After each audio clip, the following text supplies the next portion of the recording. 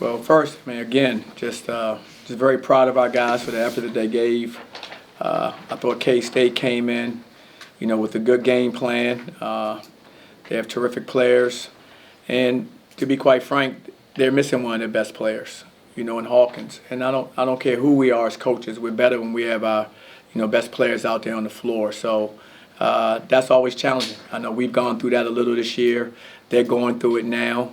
And in this league, is very unforgiving. There, so when you're in those situations, it can be very challenging. And just really proud of our guys for coming out, and when the young man Dawkins didn't play, for understanding that we still had to have the right mindset, not let up, still play our game. Knowing that he wasn't going to be out there. And I was really proud our guys were able to keep that kind of focus and play with that type of maturity. Coach, career high in blocks tonight for Mustafa in his first double-double ever. What is it like to have a guy like that down low, holding down the paint? Well, it's important. I mean, you have to have somebody that can protect the rim, especially in this league, because you have so many talented players that can go off the bounce and get to the basket. You have so many post players that can score down low that you need guys down there that can protect the rim and rebound and block shots and alter shots. I thought he blocked 8, but he probably altered about another 2 or 3. And it's good to have him back. It's good to have him back out there active. Coach, just to elaborate more on that, he tied an all-time record at UCF with 8 blocks. I mean, talk about him being so young and still new to the Big 12, and he's putting up stat lines like that.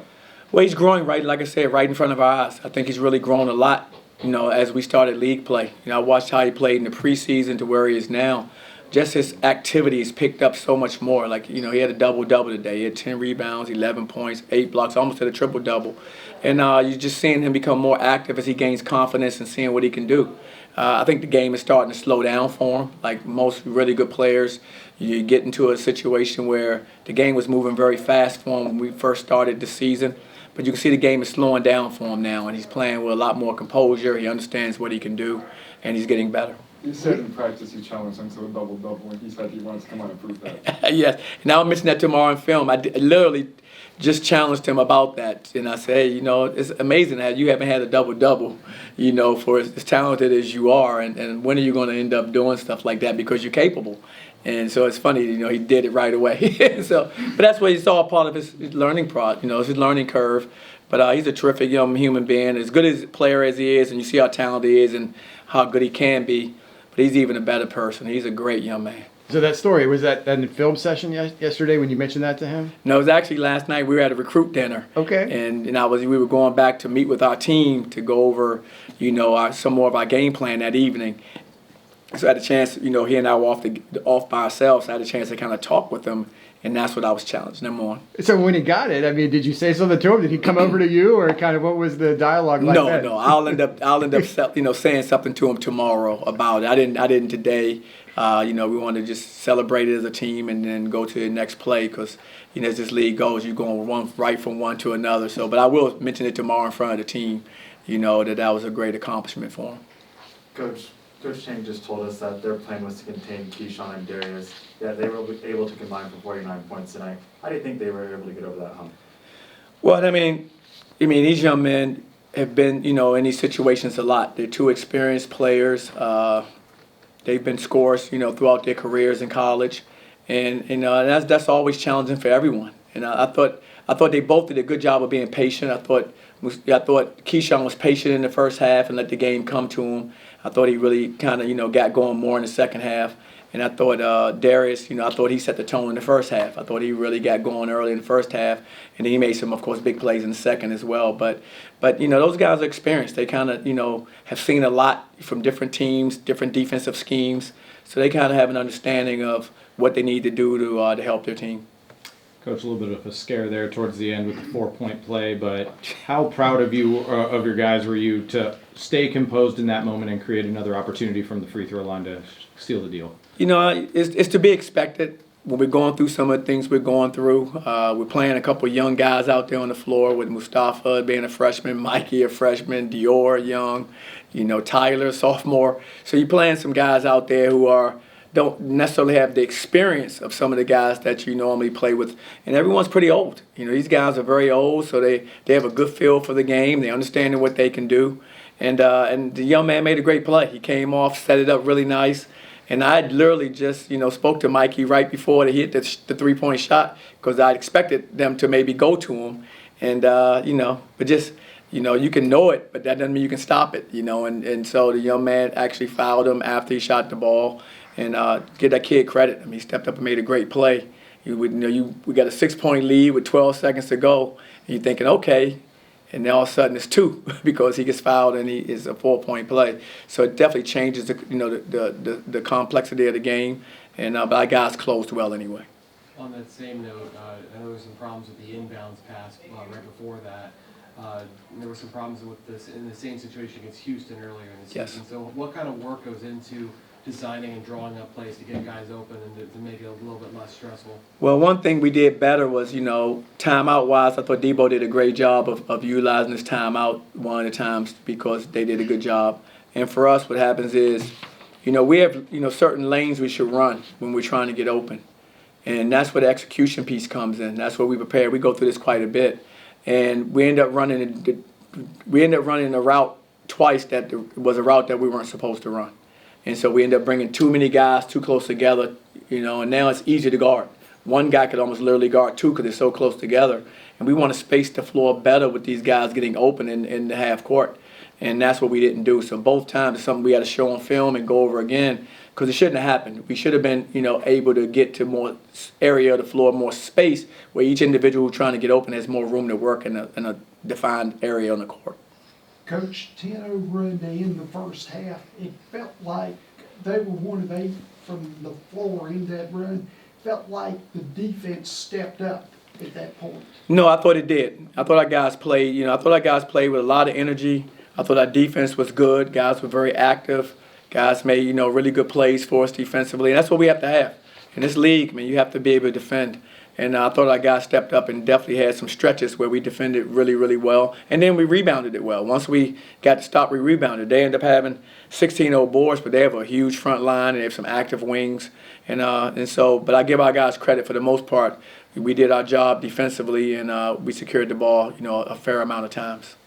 Johnny, back-to-back wins now. What can you guys take from these 2 games to maybe propel you towards the end of this regular season and maybe even going into the Big 12 tournament?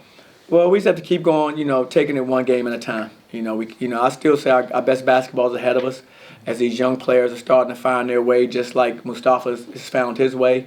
We have young guys more in the rotation now that have a chance to continue to grow. The more games they play, the more they see the different teams that we're competing against, I think they'll continue to improve, and that's going to help us. So our best basketball to me is still ahead of us as we move forward. We just got to keep practicing that way, preparing that way. And just basically don't waste days. Every day we get in the gym, we have to get better, whether it's on the court or whether it's in the game or whether it's in practice. Coach, you employed your 9th different starting lineup of the season tonight and inserted Tyler Hendricks for the first time. What can be said about his work ethic to go from not really receiving any rotational minutes to earning this kind of opportunity? It says a lot about him. I'm always big on, it's not the amount of minutes you play, it's what do you do with your minutes. And so he's earned more opportunity because of what he's done with his minutes. I don't care if you play 30 seconds or a minute. I want to see what you're doing. And to me, you have to earn your opportunities to be out there on the floor. And so when you see me put a guy in the lineup, it's not done lightly. He earned that opportunity because of the way he's practiced and the way he's performed in some games for us, leading up to that. And that's why you see him in that position. But very, very proud of him because it's easy when you're in that position, you're not playing some games, not playing multiple games, to really stay engaged in practice, to still try to get better and wait for your opportunity. But I've always told them, everyone's going to have an opportunity on our team at some point in time. The key is, are you going to be ready for it? And obviously, he's been ready for his opportunity, and I'm very happy for him because he's a great human being. He has a lot of talent, and like I said, his best basketball is still ahead of him.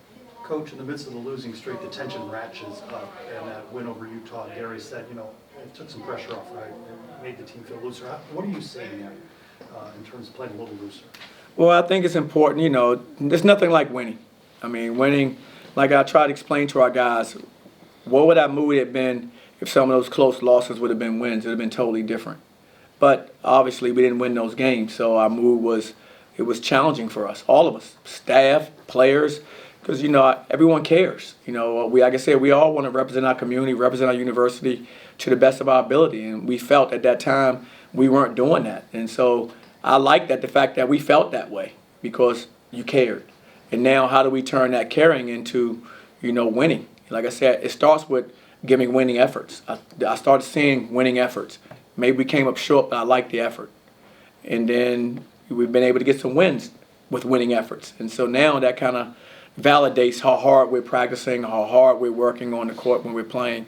It kind of gives these guys, it validates them, and now there's more belief that we can do it because they're seeing the success, not just me saying we had a winning effort and we lost.